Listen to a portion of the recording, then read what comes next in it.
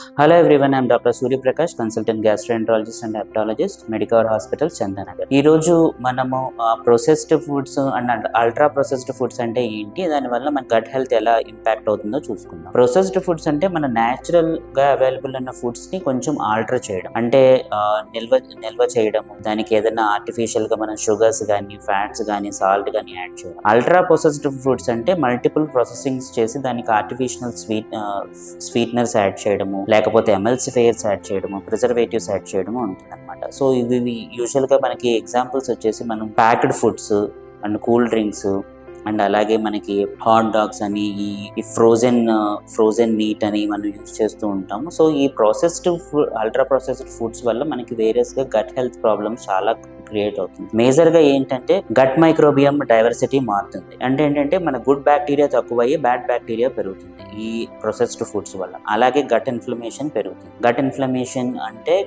మన గట్ వాల్లో ఉన్న wall inflame అవుతుంది. దాని వలన మనకి అబ్డామినల్ పెయిన్, డయేరియా ఇవన్నీ రావచ్చు. అలాగే లీకీ గట్, మన గట్ వాల్లో ఉన్న టైట్ జంక్షన్స్ అన్ని లూజ్ అయ్యి లీకీ గట్ అవుతుంది. సో దట్ మన ఫుడ్ లో ఉన్న బ్యాక్టీరియా, టాక్సిన్స్ ఇవన్నీ బ్లడ్ లో కలిసి మనకి వేరియస్ క్రానిక్ ఇన్ఫెక్షన్స్ ఫేస్ చేయవచ్చు. అలాగే మనకి డైజెషన్ ప్రాబ్లమ్స్ రావచ్చు.